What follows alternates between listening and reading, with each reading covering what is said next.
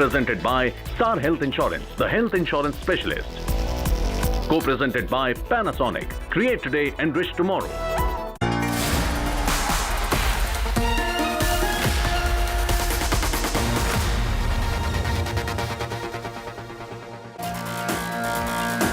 Good evening, viewers. You're watching News Today at 9 p.m. I am Preeti Chaudhary, and our top focus, well, the Adani group might be in turmoil, but is public money at risk? That's our top focus. Let me, before we come to the story, take you through the headlines. Adani Group loses over $120 billion in 7 trading days. But Adani Enterprises and port stock recover a bit. Fitch ratings say no immediate impact on the group of the Hindenburg report. Massive uproar in Parliament over Adani mess and the Hindenburg report. Opposition adamant on its demand for a JPC probe. Both houses adjourned till Monday after ruckus. Supreme Court issues notice to centre over BBC film row, asks centre to file reply within 3 weeks. Supreme Court to hear case in April again.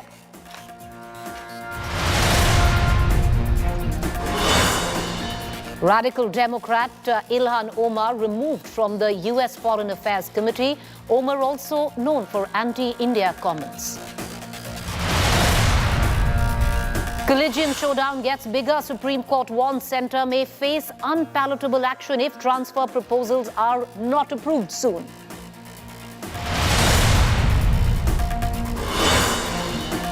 Actor Sudeep's dinner meeting with Karnataka Congress chief triggers a big buzz. Sources say discussion between the actor and D.K. Sivakumar was political.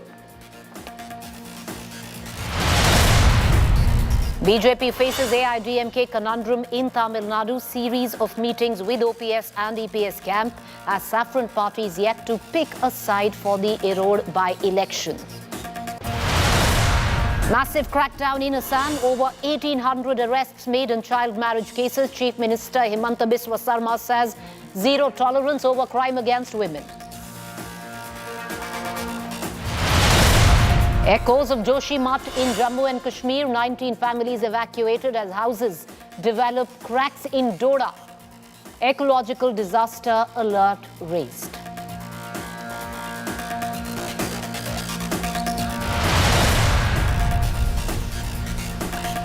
Just like Thursday, today as well, the ripples of the fall in Adani Group shares were felt in Parliament. Opposition leaders have been now demanding a discussion and a JPC on the issue in Parliament, leading to massive pandemonium sloganeering in the wells of both houses. The Adani-Hindenburg row has taken centre stage in Parliament against other issues as well, leading Parliament to adjourn once again until Monday. रक्षा के संबंध में महत्वपूर्ण सवाल है और आपको पर्याप्त समय पर्याप्त अवसर मिलता है। प्रश्नकाल समय पे सरकार की जवाबदेही तय कर सकते हैं। मेरा आपसे आग्रह है कि आप अपनी अपनी सीट पर जाएं, प्रश्नकाल को चलने दें। The opposition party is on their feet right from the moment the House convened for the day. They raised slogans, disrupting the proceedings even as BJP members tried to get the House going. If there has been a ruling of the chair, parliamentary democracy survives on the strength of the chair. I have given my ruling. My ruling has been continually disregarded. With the opposition not yielding an inch, both Lok Sabha and Rajya Sabha were adjourned. Go to your seat! Go to your seat! The House stands adjourned. The opposition is adamant on their demand for a joint parliamentary committee probe or Supreme Court monitored SIT investigation into the fall of Adani Group stocks. After a meeting on Friday, they also sought a discussion on investment of public funds in the group. As you know, the government is resisting. They don't want these issues to be discussed. They didn't want China to be discussed in the last session. They don't want unemployment and price rise to be discussed. Any issue that the government thinks will embarrass them, they don't want to discuss it. How could Adani within that short term become run so fast? So this needs to be done. It is something like crony capitalism. Right. A friendship. Okay. In capitalist friendship, when you have the backing of a government. देखिए ये कोई अकेले अडानी का भ्रष्टाचार नहीं है, ये भारत के प्रधानमंत्री नरेंद्र मोदी का भ्रष्टाचार है। भारत के प्रधानमंत्री की खामोशी ये बताती है कि उनका और उनकी पार्टी का काला धन जो विदेशों के माध्यम से अडानी की कंपनियों में आया, उसकी जांच कराना नहीं चाहते। The government, on the other hand, has distanced itself from what's happening in the markets. हमारे सरकार का लेना देना कुछ नहीं है, there is absolutely no connection. And राष्ट्रपति का अभिभाषण का चर्चा प्रायोरिटी रहता है, चर्चा शुरू करने के लिए तैयार है तो उनके पास कुछ मुद्दा नहीं है। सर वो जेपीसी या कोई डिमांड कर रहे हैं? जेपीसी में हमारा काम, सरकार का कोई नहीं। Adani shares have crashed ever since the US-based short seller Hindenburg Research released a report alleging stock price manipulation and funding through shell companies by the Adani Group. The business house had last week rejected the charges, but their words have had no effect on the markets. Yesterday's decision. With Supriya Bharadwaj and Milind Sharma in Delhi, Bureau Report, India Today. All right, so the question that we're addressing in this bulletin on News Today at 9 p.m. Well, as there has been a crash where Adani Enterprises is concerned, is public money at risk, and the opposition continues to demand a JPC. Is it legitimate? Priyanka Chaturvedi, Shiv Sena, the UBT faction joins us. Supriya Shrinate, Congress spokesperson. Manisha Priyam, political analyst. In a short while from now, we'll also be joined by our Ashwin Parekh, managing partner, Ashwin Parekh Advisory Services. However, also joining me right now is Ashwini Mahajan, national co-convener, Swadeshi Jagran Manch. Supriya Shrinate, I'd like to begin with you. You're asking for a JPC when already the SEBI, stepped in. On the other hand, the RBI issued a statement already asking for a JPC. Do you see this as a pragmatic approach? It's a matter that maybe SEBI should look at. The RBI has already made it clear. The LIC has already given out a statement. More than pragmatic, that is exactly what needs to be done. There is public sector money, there is people's money, there's taxpayers' money which has been pushed in this toxic asset by LIC and the state-owned banks. And questions need to be asked and answered. And let me also go a step further, Preeti, and tell you that indices and global financial institutions across the 7 seas are acting on it. If you have read the S&P and Dow's statement pushing out Adani Enterprises overnight from their sustainability index, they say that there are very grave charges. They are reacting to the seriousness of the allegations. But our own regulators, our own government, our own agencies have adopted an ostrich-like approach. I mean, what is LIC's statement? I want to ask you. There's a very simple terminology in the world of finance. It's called mark to market. There's a time value of rupee. If you invest 100 rupees 10 years back in a stock, and 5 years later that money gets to 1,000, but 5 years after that, at the end of 10 years becomes 200, you are not going to celebrate that your money became from 100 to 200. You are going to be worried about how the 1,000 became 200. And that is the question that needs to be asked of the LIC. It is hard-earned money of 30 crore policy holders that they have put in Adani.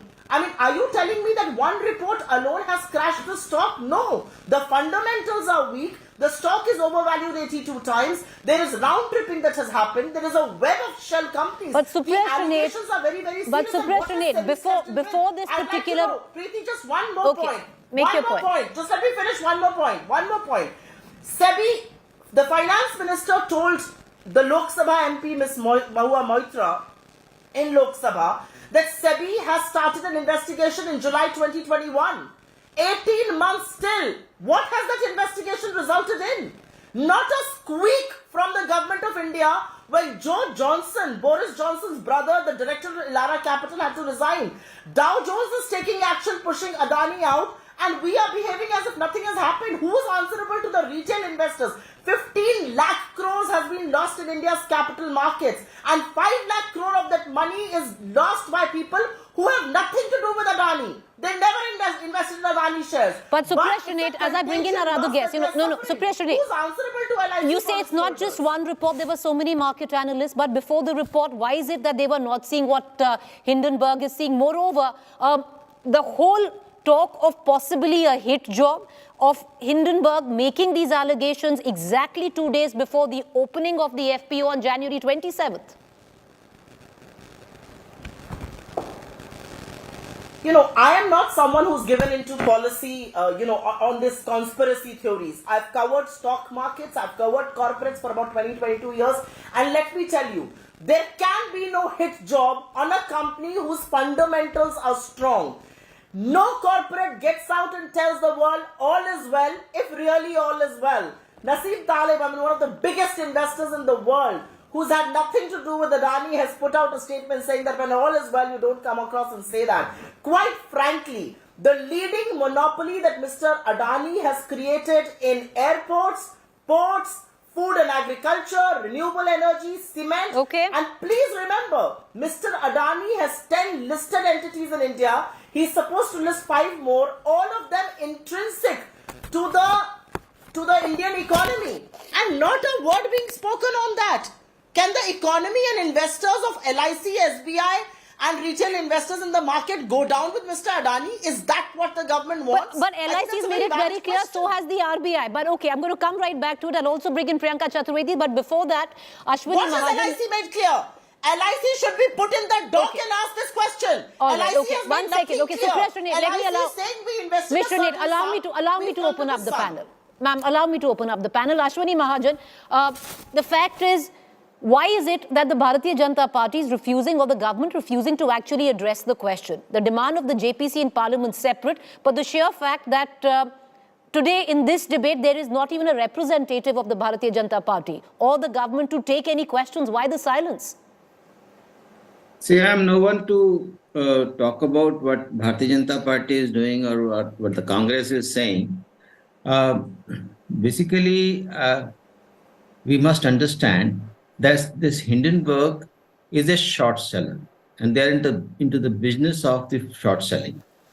And the one whose business depends upon the downgrading the shares, reducing the prices of the shares, and then gaining out of it.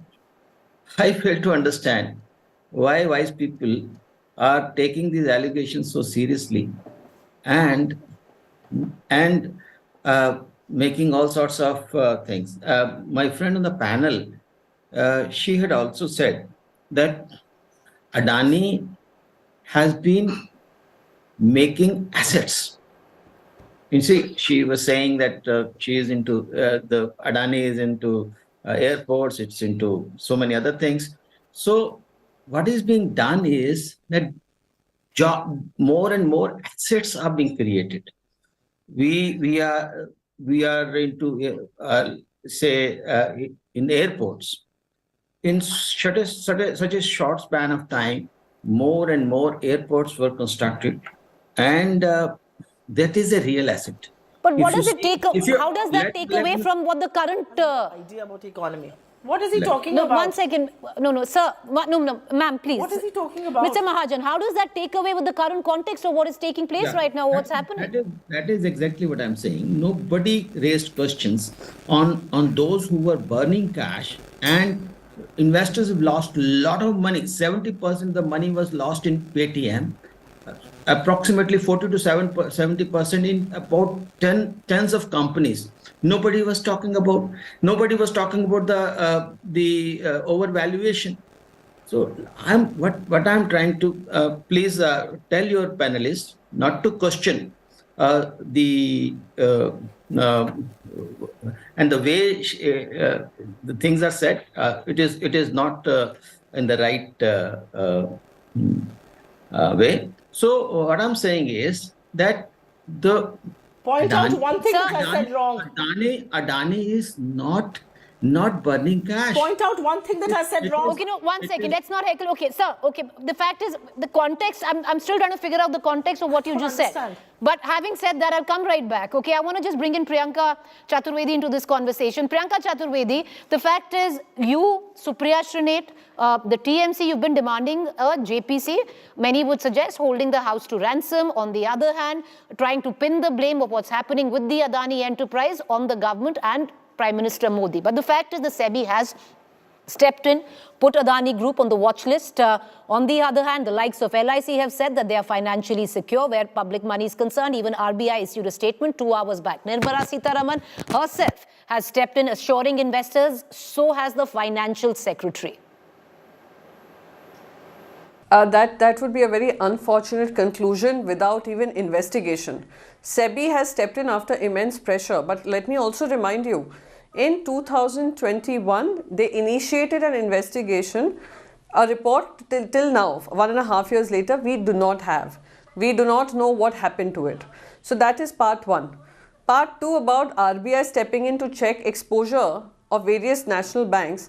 The report suggests that 30% of their loan component that Adani has comes from public banks.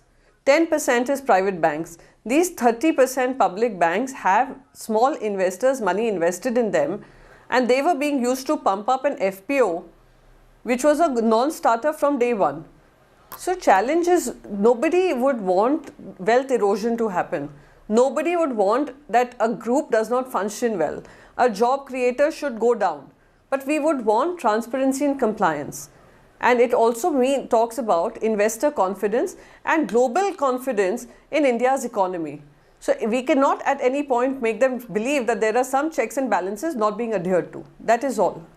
Manisha Priyam, as much as the story is about business and an economic story, it's as political when you come down to it. We've seen it over the course of the last couple of elections. Let's say the Congress, if Rahul Gandhi's been picking up something, it has been Do Udyogpati, Adani Ambani ki sarkar. Do you think politically the opposition would be able to milk it? But having said that, even the opposition, Supriya Shrinate might not agree, but Rajasthan, you had Mr. Gehlot who skirted the question of Adani today because Adani has interests in Rajasthan. Similarly, Chhattisgarh. Even if a West Bengal chief minister is coming out, she's not really attacking Adani because there are business interests there, but attacking the Prime Minister instead.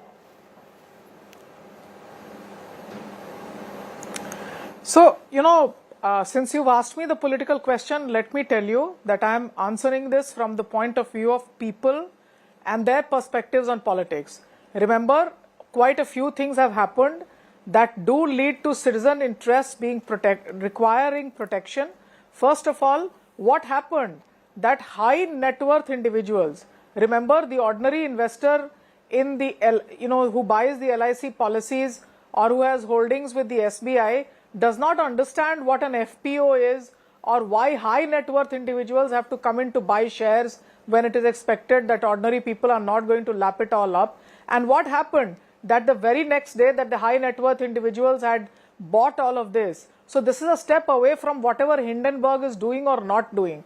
That man sitting in Dhanbad or sitting in Dharuheda or sitting somewhere on a Mangalore highway who might be holding the LIC money or paying the money, subscribing to an LIC policy, doesn't understand either Hindenburg or the FPO. What that man or woman has understood is that something happened, high net worth individuals had to bail out a particular large business group which they had seen rising, even if they put their trust him making airports or whatever, and suddenly next day you find that high net worth individuals buying also, the whole FPO has had to be scrapped. So certainly the citizen interest is that of trust having been eroded.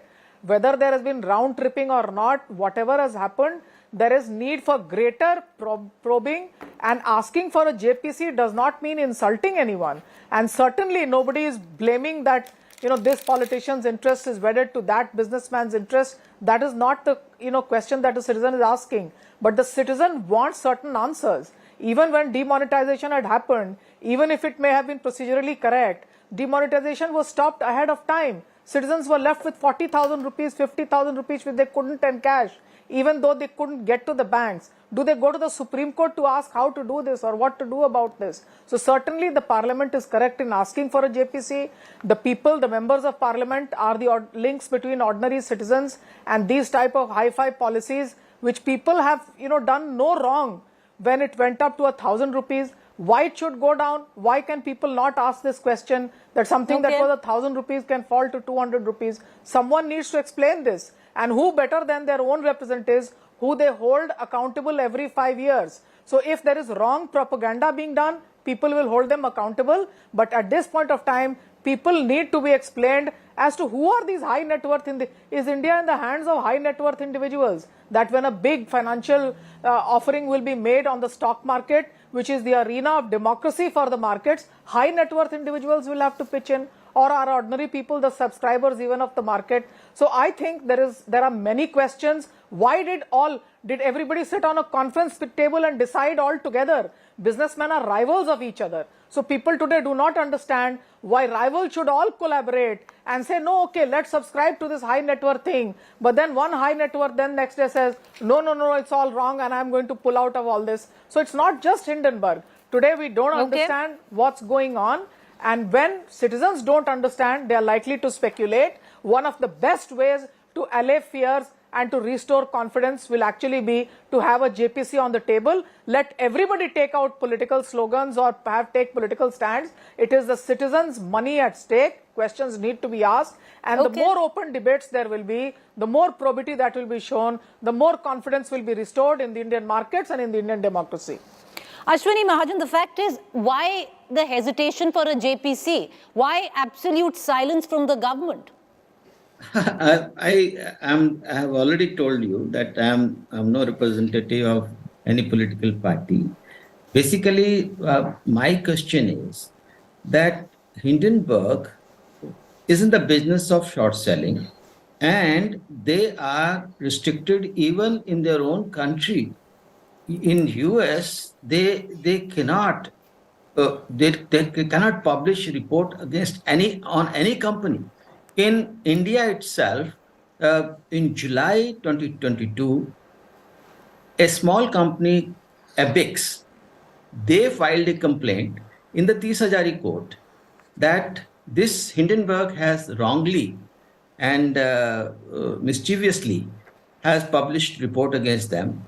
And then that court stopped Hindenburg and told them to take down their tweets. Google was told to take down whatever was published on Google. So you can understand the history of Hindenburg. They are into the business. And we are But it's not about Hindenburg anymore, is it? Mr. Mahajan, it's not about Hindenburg anymore. And the connection, when I talk to you about, Adani's become practically the poster child for his administration use of private capital to boost infrastructure and domestic manufacturing. So questions will be asked. And he is so far not. Can I please raise a small point? There is no default. There is no default from this company. But I'm not trying to say anything on Adani. But I'm trying to Can I please make a small point? Put a small question that when a company is itself doubtful, and an agency is itself doubtful, and then somebody is saying that it is an attack on India. I also. Can I please make a small point? But on this whole attack of India, so I don't quite get it. But I'll take that question. I'll take that question to Supriya Shrinate. Supriya Shrinate, the fact is, Hindenburg particularly holds short positions in the Adani group. Conflict of interest there. And why should the opposition pander to a foreign entity? We didn't see the kind of uproar before that. We didn't see, our own Indian stock market analysts actually raise red flags before. Preeti, I am actually dumbfounded because Mr. Mahajan, who seems to hold a brief for Adani here, doesn't understand economy or finance 101. I'm sorry to say that. Is Hindenburg the only one short selling?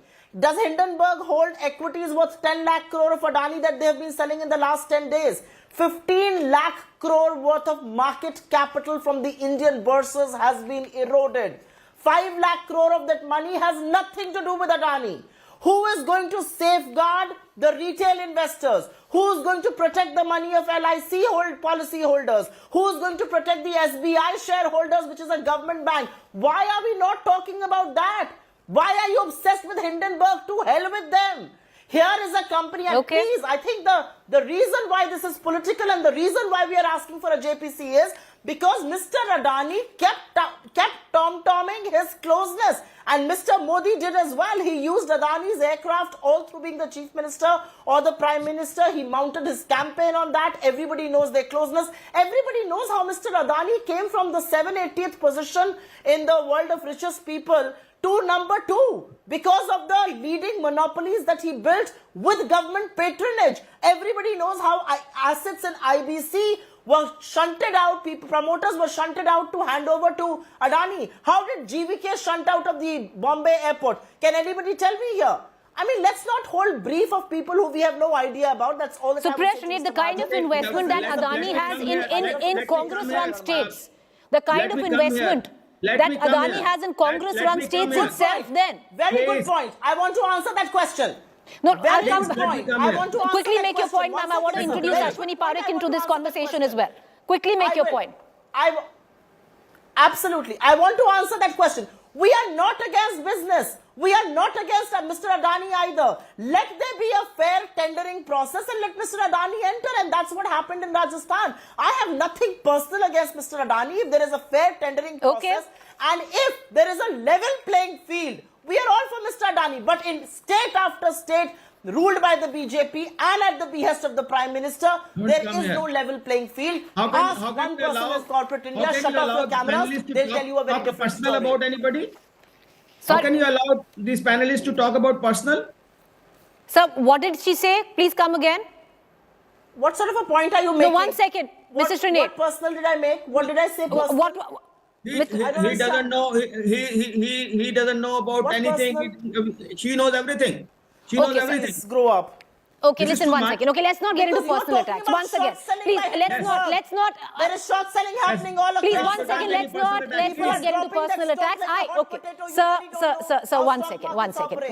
1 second. Sir, if you take offense, I apologize because I'm holding this debate. I apologize on the part of Ms. Srinate. Mr. Mahajan, if you've taken it personally, I apologize, sir. I'll let it be at that. I want to cut across before we lose him, and I think we have. Do we have Mr. Ashwin Parekh? Okay, we're going to try and connect back to Mr. Ashwin Parekh there. But Manisha Priyam, I'll bring you in all of this. Do you think from here on, because it's an election year, it's a big year, 2023, will the opposition, for somebody as a political analyst, be able to pin, what is going down with the Adani enterprise on the shoulders of the government as its own inadequacy and failing? Do you think it would be possible? No, I mean, it will take time. It's not so easy to just say that, this is because of the government. This is definitely at this point of time, Mr. Adani. And, if the opposition wants to take it to the home and say that this is something that the government is responsible for, they will have to join the dots also. The JPC, for example, will be a great weapon both for the government and for the opposition. And what is required is greater probity. Now, the most important point at this point of time is we cannot dismiss this by saying that this is not the Hindenburg moment of the Indian stock market. This is the Adani moment of the Indian stock market. The issue about what is it that went on because of which high net worth individuals step in to buy. But Ms. Priyam, the opposition is trying to make this more about Mr. Modi and less about Mr. Adani and his enterprise. So what should the opposition do? No. That you cannot say. At this point of time, the opposition cannot be told that don't make it about this one or that one. The opposition will have a political weapon with which they will ask questions. But the fact is that between this politicking, the citizens tend to benefit. I want to know just one thing. When is it that high net worth individuals bailed out an issue of this proportion last time in the stock market? Hindenburg was not buying it, in the Indian stock market. It was the high net worth individuals who were operating here. What happened? That the next day this had to be withdrawn. So I think these are issues that are weighing very heavy on the minds of the citizens. Citizens don't understand the ways in which they can stand to lose. Overnight their assets can be wiped out. These are genuine worries. Remember, we are a country which is still an aspiring nation. All of us are not high net worth individuals. We've taken an entire lifetime to have small savings put in the State Bank of India or in the LIC. A lot of us retire at the age of 60 or 65 and then only have these assets to look forward to in life and in death. So at this point of time, I know that there should be no panic. RBI has stepped in, SEBI has stepped in, Finance Ministry has stepped in. But why not the Parliament step in? These are all our chosen representatives. It's not as if the government is the authorized representative. While we wait for Mr. Parekh, opposition parties are illegal representatives. Mr. Mahajan, I'll bring you in. Where the concerns, where we are talking about public money at risk is concerned, and I'll bring you in. In terms of exposure to the Adani Group, the SBI stands at 27,000 crores, sir. The LIC at 36,000, nearly 500 crore. The PNB at 7,000 crores. So if you do look at these numbers, one would worry.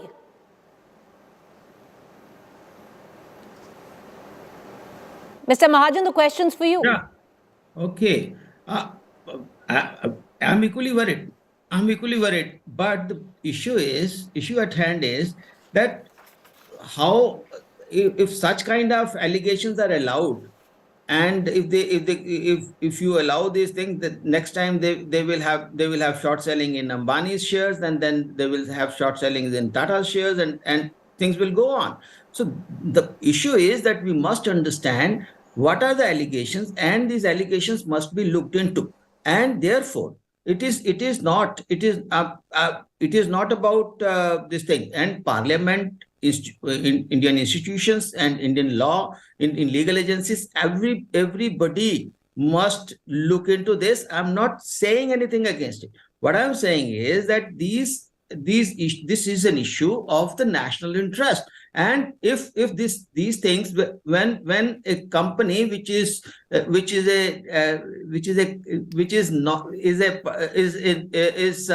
allowed to publish reports in US, they were not allowed to continue their publication of report in India when that issue came with ABEX. What I'm asking is that these kinds of allegations have to be looked into, but not that before looking into the allegations we can say that Adani is bad, the Indian growth story is no longer there. What I'm saying is that these issues must be looked into, and all the institutions, and we have a robust legal system, robust institutions, and we must have faith in them. That's all. All right, okay, closing comments, Supression it. So exactly the point I have been making. I think the credibility of RBI, SEBI, SFIO, ROC, ED, I think all their credibility is at stake. They are globally renowned institutions. They have kept us in good stead. They should not be held back from launching a full probe into this Adani mess, because this is getting India disrepute. We've never had a group or a company. But Mr. Nir, it's already, the Adani enterprise is already on the watch list of the SEBI. The RBI has come in and tried to allay fears today. Is that enough?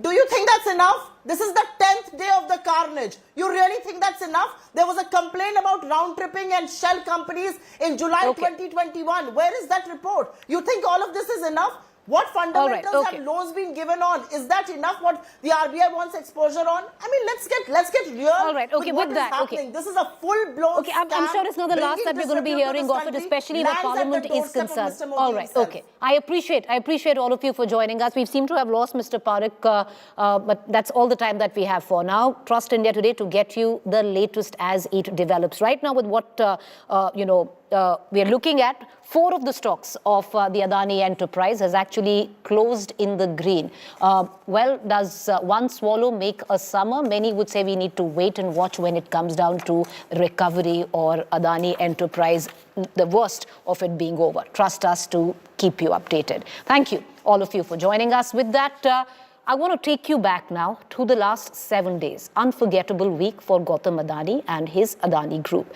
A week, clearly, he'd rather forget, but will never be able to. A 100-page report by short seller Hindenburg Research triggered a Dalal Street carnage never seen before.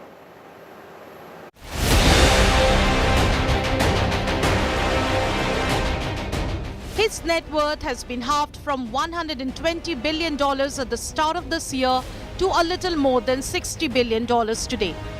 The Adani Group is half as valuable it was just 7 trading days ago. This week has probably been one of the worst for the conglomerate ever. Not only was Gautam Adani momentarily pushed out of the global top 20 richest list today, his group companies have lost over $120 billion in market cap. The week also saw Adani withdrawing its 20,000 crore rupee FPO after it had been shunned by small investors. And Adani Enterprises has lost 54% of its value. Other group companies have lost between 18% to 58%. With cement companies ACC and Ambuja Cements being the most resistant to the sell-off, and Adani Total Gas, Adani Transmission and Adani Green Energy facing a mauling by the bears. However, it wasn't all bad for Adani Enterprises, which managed to close in the green today. It did see massive fluctuations, with the stock hitting the lower circuit 7 times this morning and the share touching a low of 1,017 rupees before clawing back 570 rupees to close at 1,587 rupees. The recovery came after a shot in the arm from global rating agencies Fitch and Moody's. According to Fitch, there was no immediate impact on the ratings of Adani entities and securities. It added that it expected no material change to the group's cash flow. The agency also said that there was no significant offshore bonds to be repaid, which reduced the group financial risk. The agencies, however, did say that the Hindenburg row could reduce the fundraising abilities of the Adani Group. For the markets, which were spooked by the NSE putting 3 Adani Group stocks in its watch list and Dow Jones removing Adani Enterprises from its sustainability index, the rating agency reports brought much succor. Though 6 Adani entities remain stuck at the lower circuit, 4 including the cement stocks and flagship Adani Enterprises managed to close in the green, giving much needed relief to investors. Bureau Report, Business Today Television. Moving on to our Get Real India segment, a Joshi-Mat-like crisis strikes Jammu and Kashmir's Doda district, where a total of 7 houses have now developed Joshi-Mat-like cracks at Nai Basti locality of Thatri town in Doda district. The inhabitants of these houses have now been moved to other areas. However, distressed locals are protesting against the administration for not providing rehabilitation or taking any action on what is actually taking place.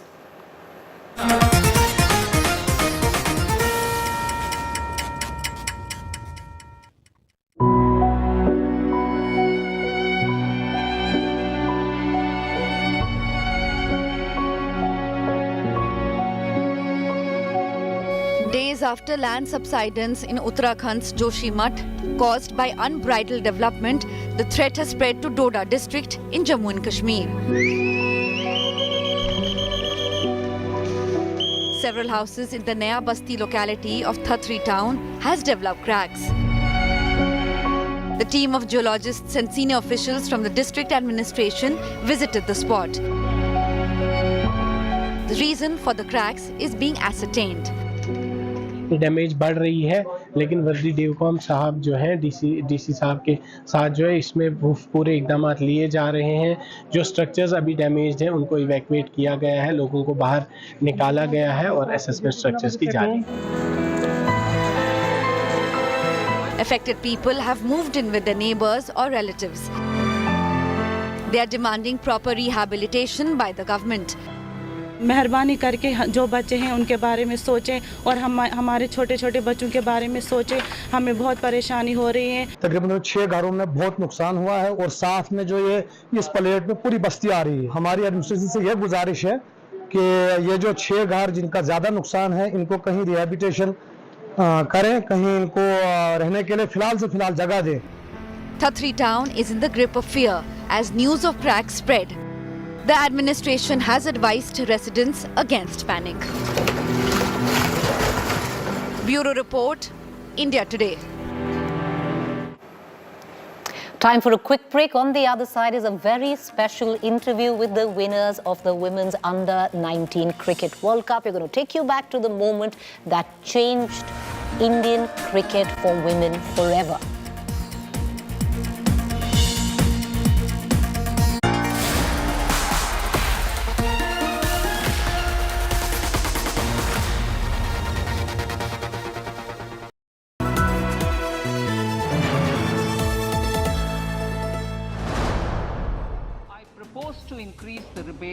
limit to 7 lakhs. Yet again, the nation trusts India Today TV. Highest concurrent users during the Budget 2023 speech. Most watched news channel on YouTube live. India Today #1.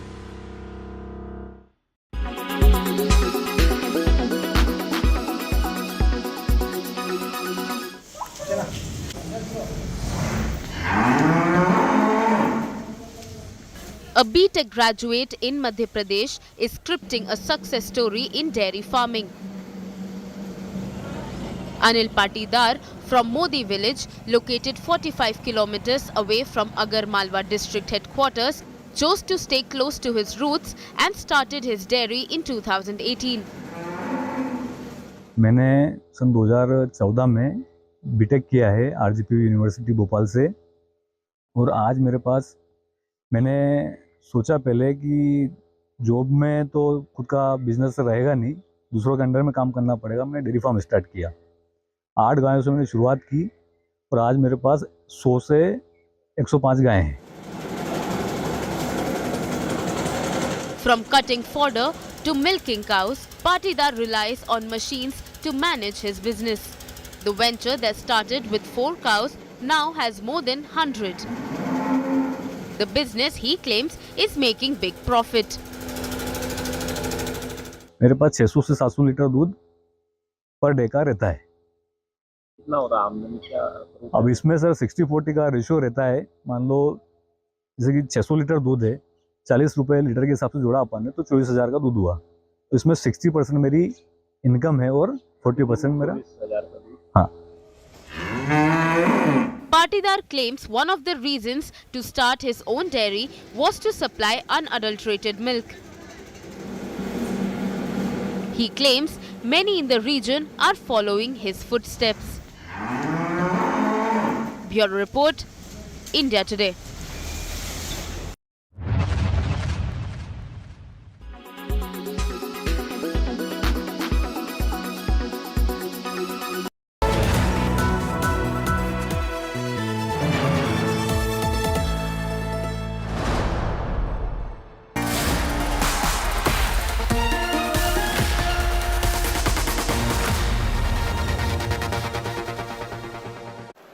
Welcome back, viewers. On News Today, let's take you now back to the moment that has forever changed women cricket in the country.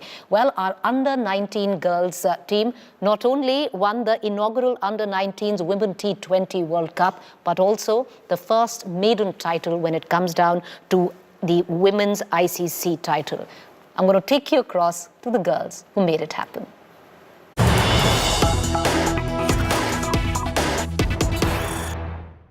And joining me right now are the under-19 girls who made it all happen.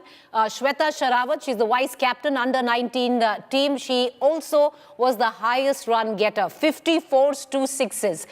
Titas Sadhu, who's a pacer, was there right till the end on the pitch. Pravashi Chopra, cricketer. Archana, also cricketer. Both of them are ace bowlers where the under-19 team is concerned. Let's begin with Shweta. Shweta, बहुत बधाई. आपका जो वो ढोल नगाड़े से आपको welcome किया, वो घर में अलग बात, पर जो मोदी स्टेडियम में आप लोगों को गुजरात में, अहमदाबाद में वेलकम किया, सचिन तेंदुलकर, एक बहुत बड़ा बीसीसीआई इवेंट, कैसी फीलिंग थी? बहुत अच्छा लगा कि हम सचिन सर से मिले और फिर वहाँ पे हमें जयशाह सर ने भी काफी अच्छा वेलकम दिया। पूरा इंडियन क्राउड ने भी बहुत अच्छे से हम लोगों के लिए चीयर किया है ना, सब कुछ बहुत अच्छा फीलिंग था। तीतास, आपने सचिन तेंदुलकर से बात की, उन्होंने आपको क्या बोला? इतनी बड़ी अचीवमेंट है, पहला अगर महिलाओं ने कोई भी आईसीसी टाइटल जीता है वो आप लोग जीत के लाए हो। तो सर हम सभी को यही बोल रहे थे कि एक इंटरनेशनल टूर का सबसे ज्यादा इम्पोर्टेंट पार्ट ये होता है कि आप उधर से क्या इंफॉर्मेशन और नॉलेज लाए हो, तो वही हमसे पूछ रहे थे। और ऑब्वियसली वो हम लोग को बोले कि this might be a big step for women's cricket, but हम सभी ये करियर के लिए ये जो स्टार्ट था। अर्चना, आपको क्या फीलिंग आई जब आप लोगों ने एक्चुअली ये टाइटल जीता? वो जो लास्ट मिनट से कब लगा कि देखो ये हम जीत पाएंगे, ये जीत सकते हैं अब? मैम हमारी पहली फील्डिंग थी, हमें पहले मतलब बॉलिंग हमारी स्टार्ट हुई थी, तीतस ने भी पहले ओवर में विकेट निकाल दिया था मैम, और एक तरफ से मैं भी, एक तरफ से वो भी विकेट निकाल ली थी। तो हमें पता था कि मैम 60 से ऊपर हमारा स्कोर नहीं जाएगा, तो हमें पहले पता चला था कि हम जीत जाएंगे मैम। तो आपको लग रहा था कि मतलब कि जब 50 बन गए तो लग रहा था कि ये अब पॉसिबल है? Yes ma'am. श्वेता, आप वाइस कैप्टन हैं, आपको भी यही अंदेशा था कि 50 तक बन जाएं, उसके बाद हो सकता है कि हम वर्ल्ड चैंपियन बन जाए, पहला ऑल वुमेन्स टाइटल जो इनॉग्रल था वो जीते और पहला भारत के लिए आईसीसी टाइटल महिलाओं के लिए लेके आए? जी, हम लोग पूरे कॉन्फिडेंट थे स्टार्टिंग से कि हम जीतेंगे, बट एक होता है 50 होने के बाद कि इजी हो जाता है फिर थोड़ा सा निकालना गेम। तो एक 50 तक था कि हाँ होएगा होएगा होएगा, फिर उसके बाद फिर हमें पता था कि हमारे बैटर्स खींच लेंगे आराम से। प्रविशी, आप बॉलर हैं, आपके माइंड में क्या जा रहा था? मेरे माइंड में मैम ज्यादा कुछ नहीं जा रहा था, जो मैं अब तक गेम खेलती आ रही हूँ, सिंपल क्रिकेट खेलो और बस अपने आप को एक्सप्रेस करो। एज अ टीम आप लोग कैसे एक मतलब एक वन मोमेंट इन हिस्ट्री होता है ये कि as a team you come together in such a cohesive fashion कि एक ऐसी बढ़िया टीम बने, एक दूसरे को कॉम्प्लीमेंट करें, आपको लगा था ये वो मैजिक टीम थी?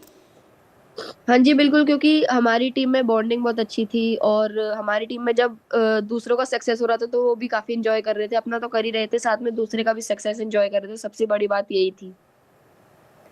श्वेता, आप वाइस कैप्टन थी, पर ये आप कह पाएंगे कि हाईएस्ट रन गेटर हैं कि ये आपका करियर बेस्ट बैटिंग था इस टूर्नामेंट में?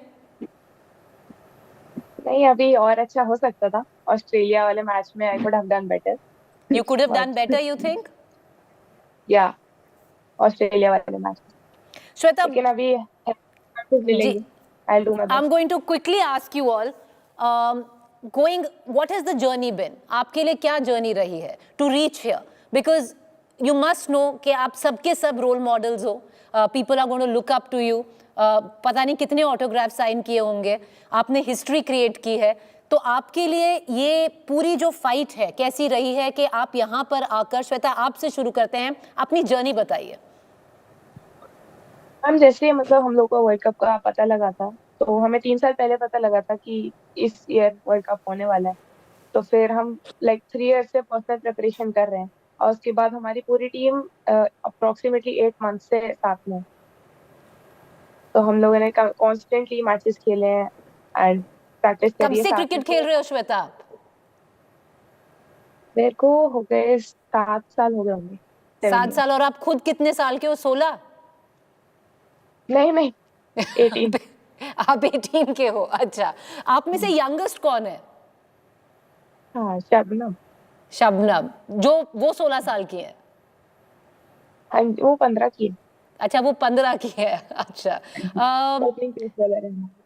तीतस, आपकी जर्नी कैसी रही यहाँ तक? आपके फादर ने बहुत आपको सपोर्ट किया, मैं थोड़ा पढ़ रही थी आपके बारे में, आपकी क्या जर्नी रही है तीतस? जी, पापा ने तो घर से तो बहुत ही ज्यादा सपोर्ट था, कभी किसी ने रोका भी नहीं था कि क्रिकेट नहीं खेलना करके। बट ऑब्वियसली हम लोग बहुत दिनों से ये सपना देख रहे थे कि, और वो भी एक साथ होके ये सपना देख रहे थे कि ये वर्ल्ड कप लाना है हम लोग को, तो ये पूरा हुआ फाइनली, तो उसमें हम सभी को बहुत ही ज्यादा खुशी है। अर्चना, आपके लिए तो काफी टफ फाइट है, अगर मैं देखूं बहुत मेहनत की है, जो आपकी मदर हैं आप उनको सारा श्रेय देती हैं, इजी नहीं रहा है आपके लिए? Yes ma'am. बताएंगी अपनी फाइट बहुत ज्यादा स्ट्रगल किया है। बताओ अपनी स्ट्रगल के बारे में बताओ अर्चना। जी, मैं गांव से बिलोंग करती हूँ, मेरे पापा भी नहीं है और फाइनेंशियल प्रॉब्लम पढ़ भी नहीं सकते थे। और उसके बाद जब हमारा पूनम मैम, हम कस्तूरबा गांधी में मम्मी ने एडमिशन कराया, तो उसके बाद रेस हुई थी मैम एक, तो उसमें 2nd नंबर आया था। तो फिर मैम ने मेरे पर फोकस किया कि कर सकती हूँ मैं, और फिर मम्मा ने बोला मुझे भेजने के लिए कानपुर, लेकिन मम्मा ने मना किया कि हम अकेले नहीं भेज सकते हो, छोटी भी थी मैं तब। तो उसके बाद फिर जैसे भी हुआ मम्मा से मैंने रिक्वेस्ट की, तो मैंने भेजा कानपुर। मुझे पूनम ने मुझे लिखा जी हॉस्टल में, उसके बाद जी। और उसके बाद यहाँ पे जब मैम खेली तो यहाँ पे कानपुर में सर लोग, सुकान सर, कपिल सर और संजय कपूर सर, सभी लोग सपोर्ट करते हैं मैम, इस वजह से मैं यहाँ पे हूँ। प्रवशी, आपका जो ये पूरी स्ट्रगल आपके लिए रही है, स्ट्रगल रही है या बस पैशन रहा है? अपनी जर्नी के बारे में बताइए। मैम मेरा लाइफ में स्ट्रगल तो नहीं रहा, एक तरह से मेरा पैशन ही रहा है, क्योंकि मैं जब 10 साल की थी तब मैंने पहली बार क्रिकेट खेलना स्टार्ट करा था। अब मुझे 5-6 साल हो गए क्रिकेट खेलते खेलते, तो पहले मुझे पता भी नहीं था कि बॉय लड़कियों की भी टीम होती है, तो मैं ज्यादातर बॉयज के साथ ही खेलती थी। और मेरी फैमिली भी काफी सपोर्ट करती है मुझे, मेरे पापा की वजह से आज मैं इधर हूँ। काफी सपोर्टिव रहे मेरे पापा, उन्होंने कभी भी फोर्स नहीं करा कि तू पढ़ या फिर कुछ और कर, हमेशा से मुझे क्रिकेट में ही डाला है। तो मैं अब फैमिली का सपना पूरा करूँ तो बहुत अच्छा लग रहा है मुझे। आपकी फैमिली का सपना था कि आप वर्ल्ड कप जाएं और जीत के लाएं? हाँ जी, मेरी फैमिली का सपना यह था कि इंडिया खेले पाशे भी। आप इंडिया खेलें। देखिए, आप इंडिया खेल के आई हैं और हिस्ट्री बना के आई हैं, ये सबसे बड़ी बात और भी है। श्वेता, आपका रोल मॉडल है क्रिकेट में, किसको देखती थी? मैं विराट कोहली एंड स्मृति मंदाना। उनका फोन आया, बात हुई उनसे? नहीं। करना चाहेंगी? अगर अपॉर्चुनिटी मिलती है तो जरूर। जरूर, हम होप करते हैं और ये हम जरूर ट्वीट आउट करेंगे। श्वेता शरावत जो वाइस कैप्टन है अंडर 19 वुमेन्स क्रिकेट टीम की, जो वर्ल्ड कप जीत के आए हैं, वो अपने आइडल विराट कोहली से विराट कोहली से बात करना चाहेंगी? हाँ जी, और मंदाना जी से। अच्छा, चलिए, आई होप वो आप ये ब्रॉडकास्ट वो देखें, वो आपको फोन करे। तीतास, कौन है रोल मॉडल, किसको देखते थे, कौन है आपका क्रिकेटिंग हीरो? मैं बोल सकती हूँ झूलन और हार्दिक पांड्या। उनसे बात हुई? किसी क्रिकेटर ने आपको फोन करके जो अभी टीम में है बताया कि बहुत बढ़िया किया आप लड़कियों ने? झूलन ने मुझे टेक्स्ट करा था। अच्छा, आपको टेक्स्ट करा है, बहुत बढ़िया। प्रवशी, आपका? मैम शेन वॉर्न क्यों पसंद है आपको? मैम उनकी bowling one of the best spinners है, तो इसलिए पसंद है। तो आप शेन वॉर्न को एम्यूलेट करना चाहती हैं? जी। चलिए, बहुत बहुत शुक्रिया, many congratulations, you have made history if I might say, and in true spirit you've done it. Chak de India. Thank you so much for joining us. Thank you so much.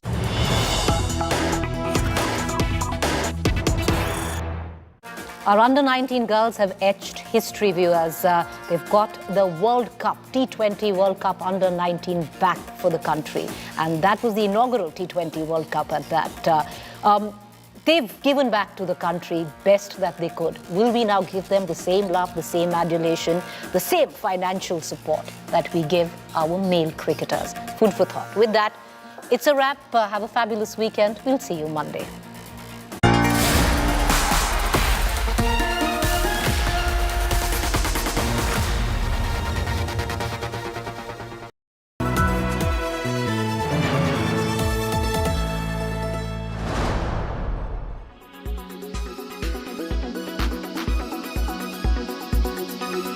Parts of Himachal Pradesh, including Manali, Shimla and Auli, as well as Kashmir, have received fresh snowfall. Let's get you all the images coming in. A massive avalanche hit the upper reaches of Jammu and Kashmir ski resort Gulmarg, killing 2 Polish tourists and trapping 21 skiers who were later rescued from the slopes. Videos of the avalanche showing people running for their lives has gone viral. Rescue operations are currently underway in the area. The ski slopes where the avalanche happened have now been declared a no-go zone. Avalanches have been frequent in the higher reaches of Kashmir in these months, especially after fresh snowfall. Uttarakhand's Rudraprayag has also witnessed snowfall. Snow-capped mountains and a white carpet continues to attract large number of tourists. Even after the snowfall, the weather remained pleasant, with temperatures hovering around 6 degrees. Another tourist hotspot, Auli in the Chamoli district of Uttarakhand, is freezing at -3 degrees Celsius after heavy snowfall. This has turned the district into a winter wonderland. Snowfall was also reported in Uttarakhand's Bageshwar. Sky remained cloudy and fog continued to envelop the district throughout the day. The cold has intensified and in most villages there's been heavy snowfall as well.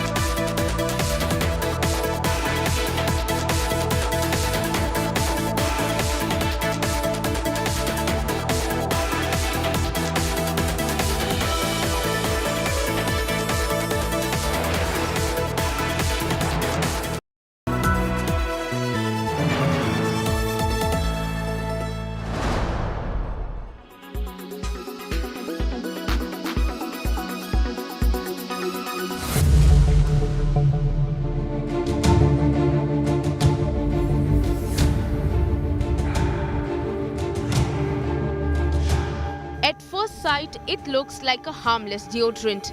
But if anyone tries to spray, it triggers a big blast.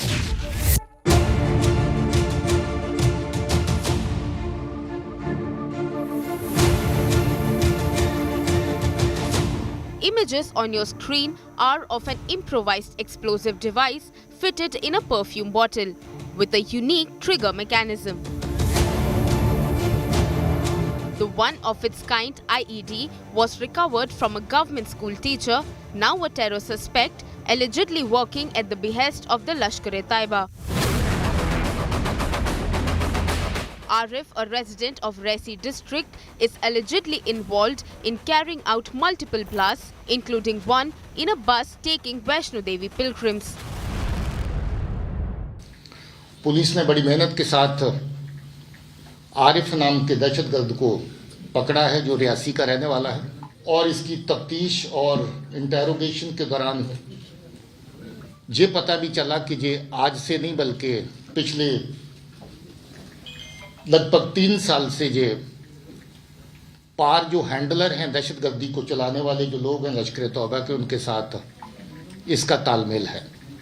Katra में जो बस में आग लगी blast के बाद, उसमें बहुत सी चीज़ें पुलिस वर्कआउट कर पाई थी, मगर उसकी एक तार अभी तक जुड़ नहीं रही थी, एक कड़ी अभी तक जुड़ नहीं रही थी कि वो आईडी फिट किसने करी बस के अंदर।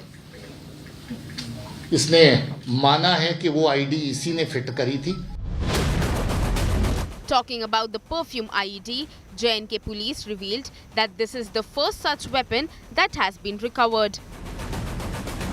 वो परफ्यूम आईडी है, बॉटल परफ्यूम की दिखती है, और अगर गलती से आपने परफ्यूम के स्प्रे के माफक उसको दबा दिया, जब खोल दिया तो आईडी फट जाएगी, और जिसके हाथ में आईडी होगी उसका मौके पर ही नुकसान हो जाएगा। Arif was arrested for his alleged involvement in the twin blasts that rocked J&K's Narwal district on January 21, injuring 9 people. The police allege Arif received the supply of 3 IEDs towards the end of December, out of which 2 IEDs were used in the Narwal blasts.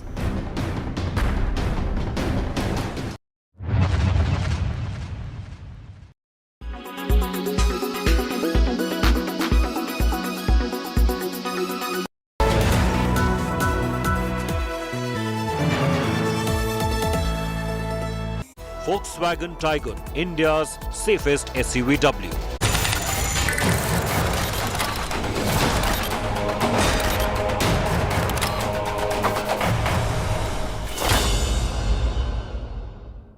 It is no accident, the future of the Jammuan. Silent on Pakistan, she lectured India. Under Modi and the PJP government, all of these mutual values have been threatened. hateful hypocrite faces the heat.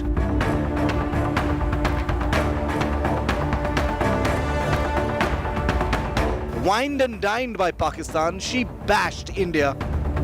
Resolution 9. This conflict is a tragedy. Anti-India beta removed from US panel. My leadership and voice will not be diminished if I am not on this committee for one term. Big fat blow to Ilhan Omar. That's our top focus on India First.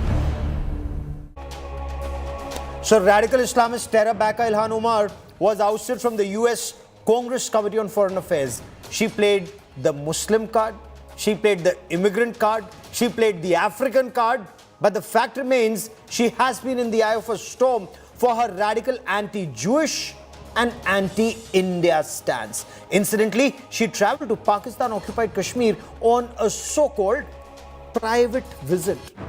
Was this visit organised by or at the behest of Pakistan's notorious spy agency, the ISI? And was she invited for her rabid anti-India stance, frankly ignoring the treatment of Muslims and minorities and the ground realities in Pakistan? I'm Gaurav Sawant. We will get you more on her ouster and why some are arguing it's actually good riddance, even if it's for one term. But first, as always, the headlines. Uttar Pradesh Chief Minister Yogi Adityanath's mega exclusive on India Today slams the cancel culture on films, warns there is no place for Talibani culture in Uttar Pradesh. तालिबानी अब संस्कृति UP जैसे राज्य के अंदर नहीं चल सकती है। यूपी है, भारत का हृदय स्थल है और यूपी की तर्ज पर आगे बढ़ेगा। Adani Group loses over $120 billion in 7 trading days, but Adani Enterprises and port stocks recover a bit. Fitch rating says no immediate impact on the group of the Hindenburg report. Massive uproar in Parliament over the Adani mess. Opposition adamant on its demand for a JPC investigation. Both houses adjourned till Monday after ruckus. Supreme Court issues notice to the centre over BBC film controversy, asks the centre to reply within 3 weeks. Supreme Court to hear case again in April.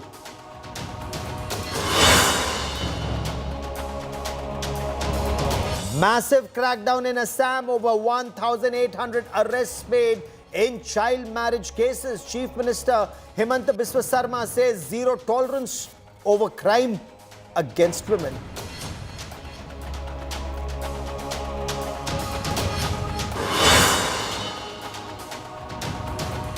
Democrat Ilhan Omar, a third-time House member, known for her anti-Semitic and anti-India stance, was removed from the powerful Foreign Affairs Committee.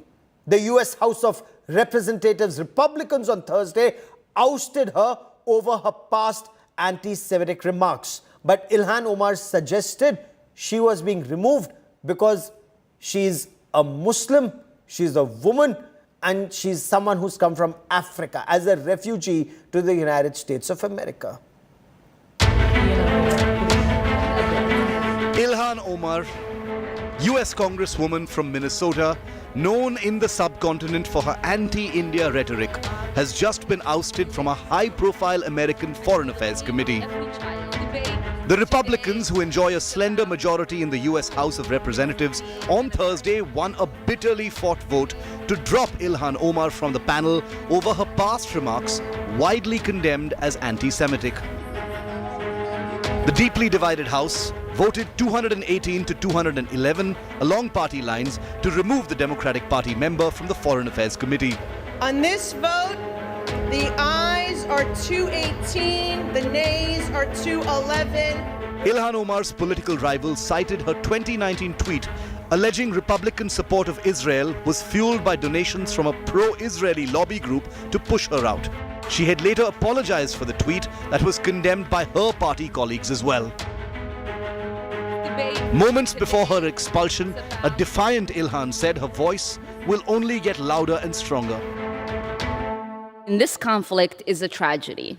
Every rocket and bomb that targets civilians is a war crime. And I wish we as a nation treated that pain equally. But right now we are not. And instead of condemning blatant crimes against humanity and human rights abuses, many members of Congress have instead fallen back on a blanketed statement.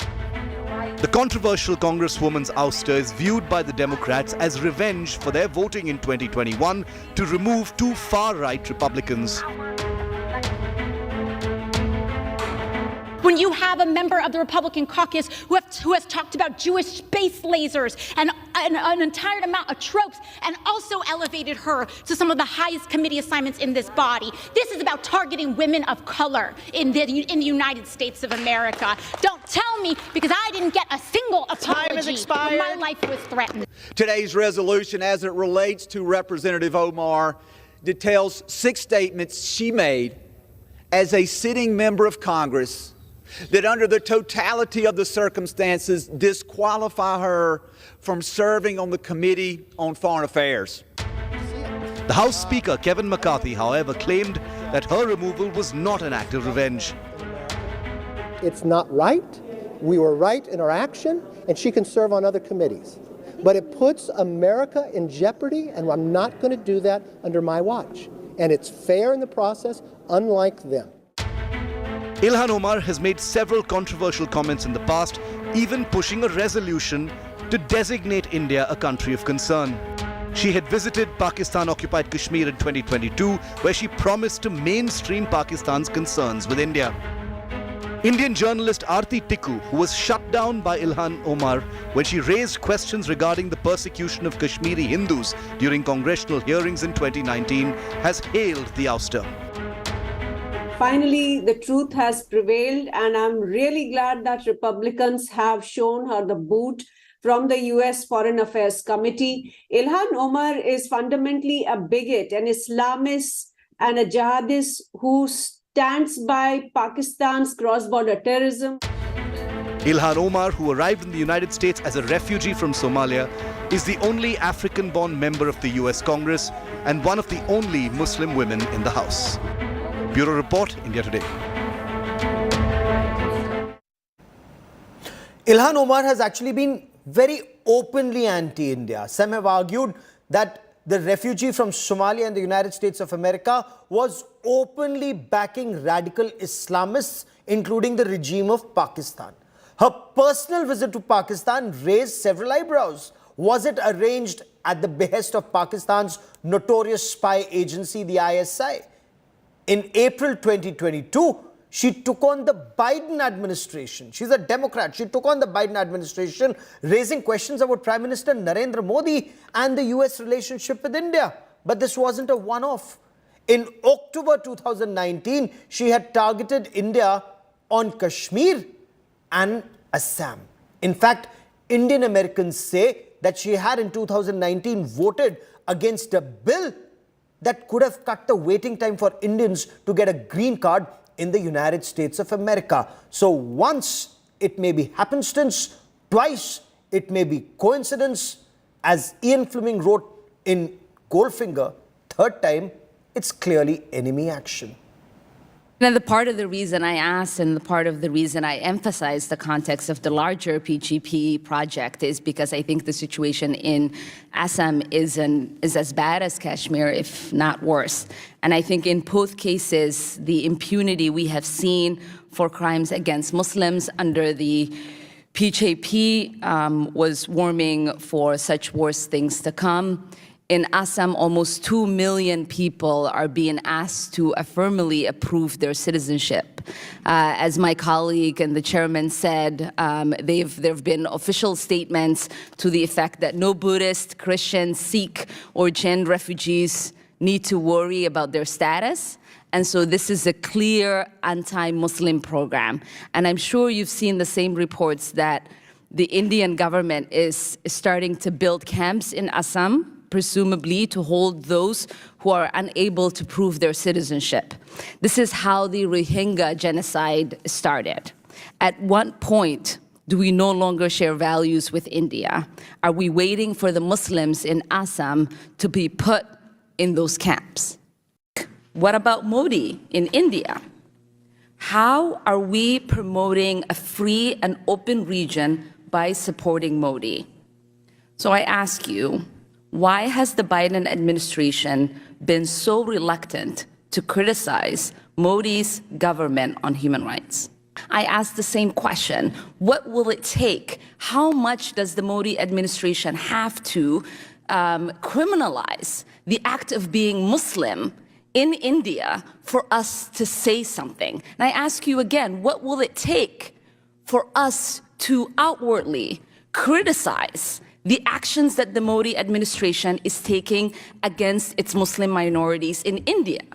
Because when we remain silent and the situation gets out of control in the way that it did with the Rohingyas, we all of a sudden show our interest in whatever genocide that's taking place. But we have an opportunity now to lead and make sure that there is a deterrence in the actions that they are taking as our partners.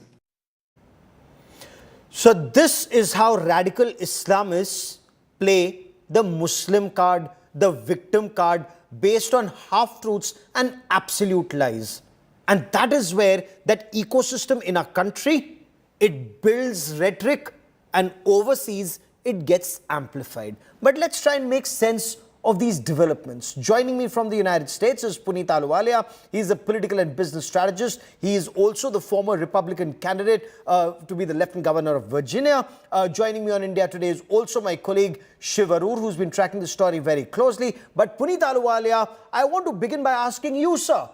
Ilhan Omar has indicated that she has been targeted because she's Muslim, she's from Africa, and that she's a woman.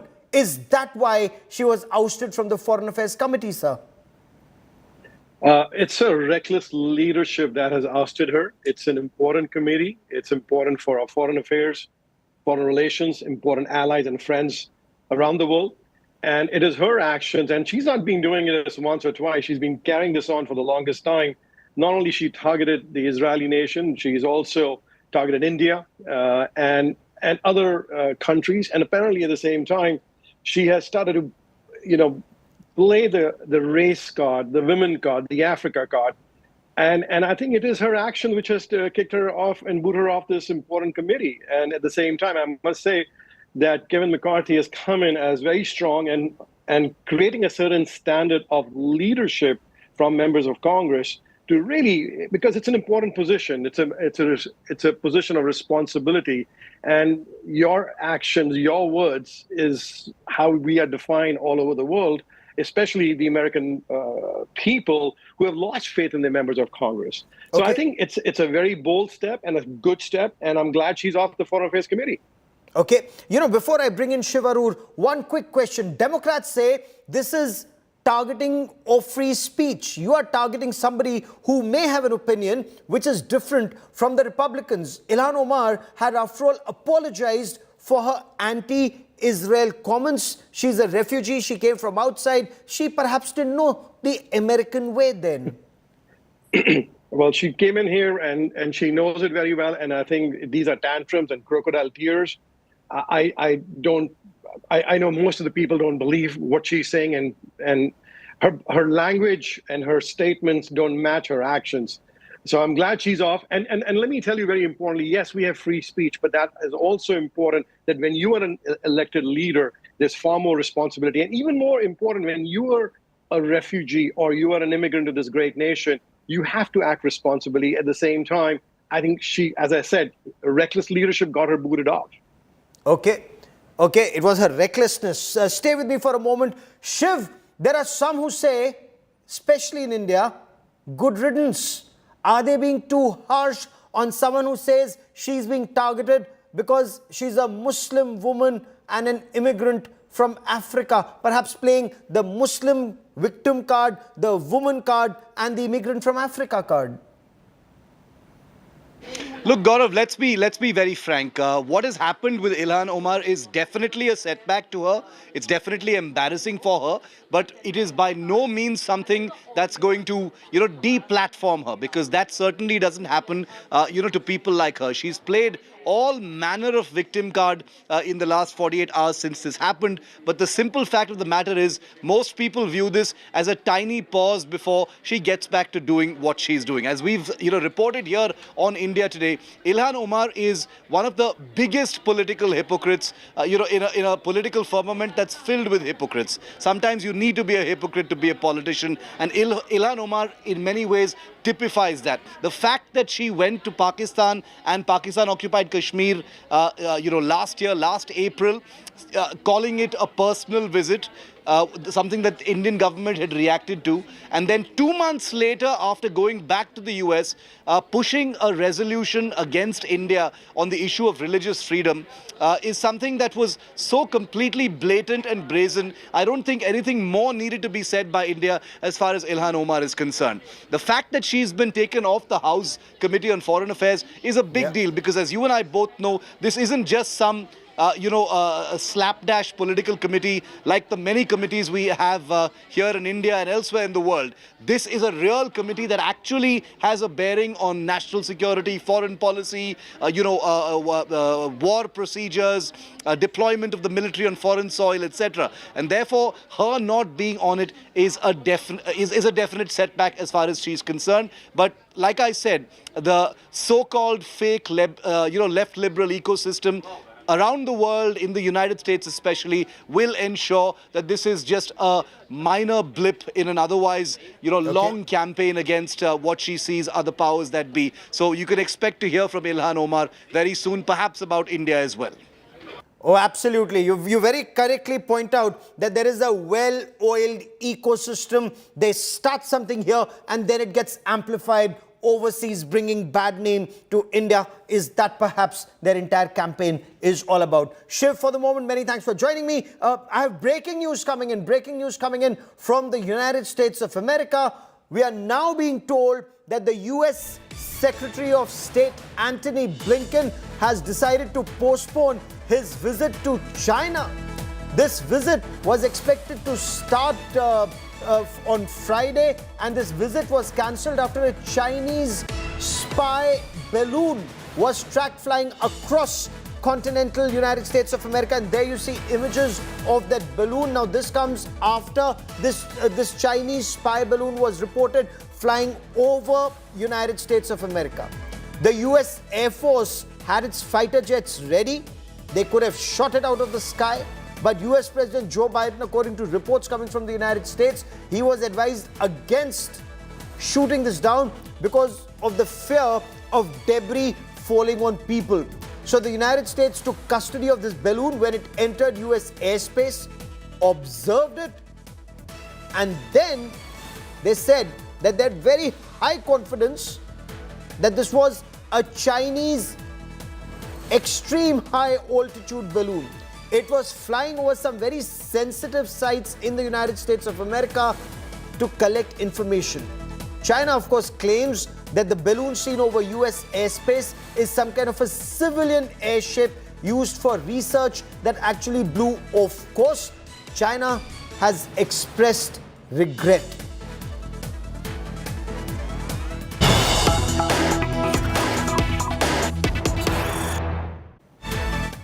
Domes and minarets of a mosque of Pakistan's minority Ahmadiyya community in Karachi have been targeted. Pakistan continues with its persecution of minorities. We'll show you images. Look at those images there.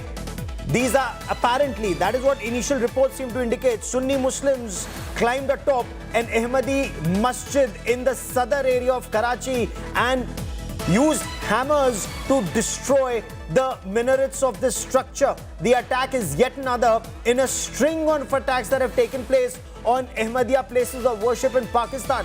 Most recently, minarets of an Ahmadi Jamaat Khata on Jamshed Road in Karachi were targeted.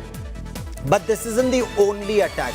As you look at these horrifying images, in December last year, police in Pakistan removed minarets of a mosque in Gujranwala in Pakistan's Punjab province. But as you look at these images, do keep in mind what's happening in Pakistan. Recently, a mosque was targeted by terrorists in Peshawar. There are many in Pakistan who believe that this too was the work of Pakistan's deep state, Pakistan's ISI. So, in a country that Pakistan's Finance Minister Ishaq Dar was created by Allah, he went on record to say not even Saudi Arabia was created by Allah, but Pakistan was created by Allah. In a place that Pakistanis believe was created by Allah, places of worship for Muslims are being targeted in Peshawar and in Karachi, in Gujranwala and several other parts of Pakistan. That is how safe Muslims are in Pakistan. But there's another big story I want to focus on, and this is where Pakistan, the question that's being asked, is Pakistan in terminal decline? Is Pakistan on the verge of implosion? Pakistan's Prime Minister Shahbaz Sharif has said his government will have to agree to the International Monetary Fund bailout conditions that, according to him, are beyond imagination.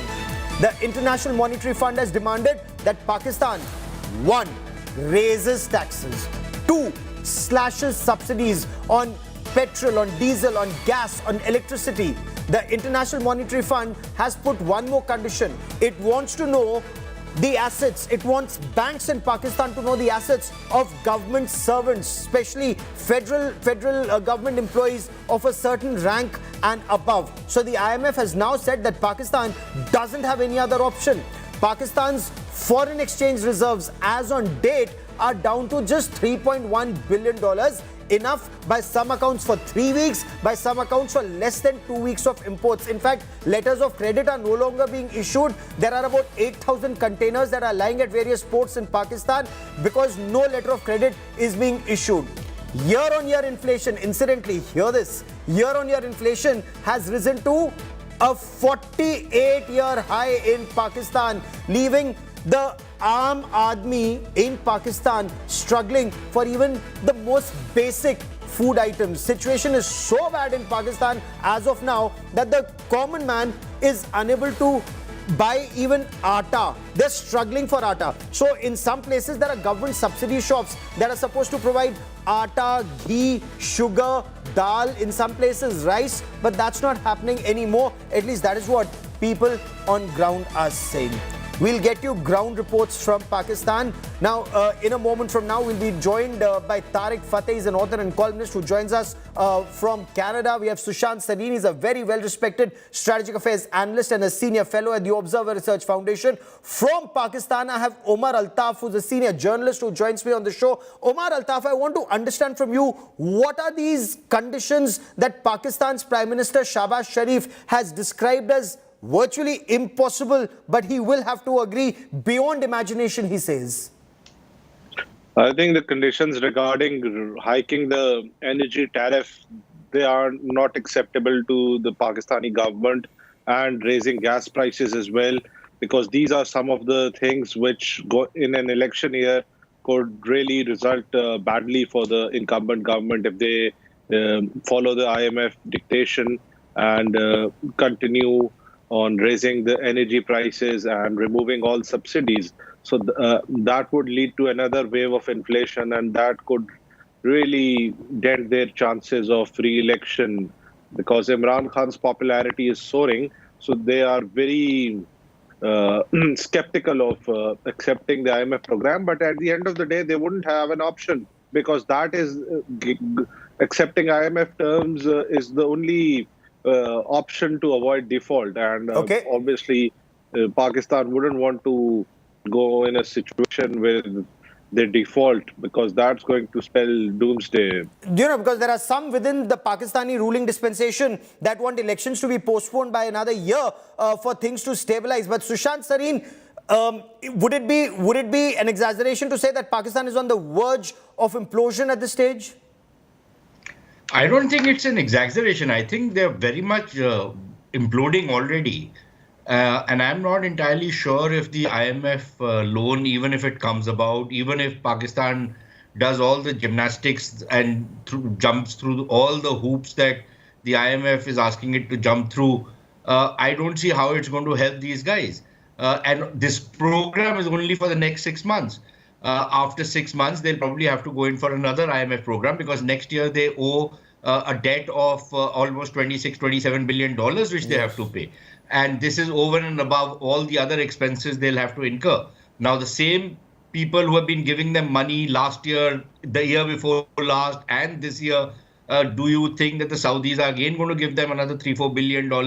The Chinese are going to give them that money. That money is not coming in. The bond market suggests that their bonds are worthless, the junk bonds even. So I think they'll have to go into another IMF program by next year, which will have even tougher conditions than what they are going through right now. Okay. So I don't see an easy glide path for the Pakistan economy in the foreseeable future. But all eyes remain on Pakistan. Will Pakistan Army and ISI, will their budgets be cut? Will the Pakistan Army be cut to size? We'll be tracking that story very closely. That is all I have for you on India First this evening. Have a wonderful weekend.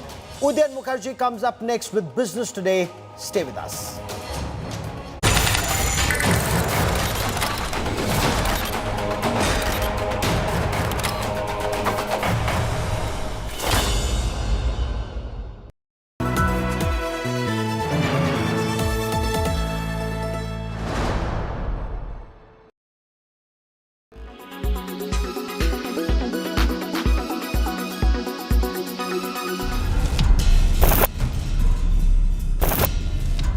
A newbie in the world of financial intelligence. Based in New York and named after the German airship that blew up in 1937. Hindenburg has smacked the net worth of Gautam Adani, Asia's richest man till Monday. India Today, the country's first network to locate the short seller's registered address in the United States. 631W, 207th Street, New York. This really looks like a residential premises and not a commercial one. We came here hoping that if this is the address, the office of Hindenburg Research, we might be able to talk to Mr. Anderson and get some comment, some response from him on the report that he published last week on his website.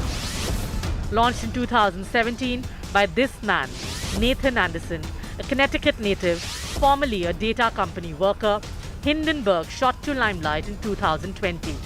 That was when its accusations of fraud against an American electric truck maker led to its founder's conviction in the US. There is no way of ensuring right now or verifying for that moment that Mr. Anderson is actually in this premise or he lives here or he comes here.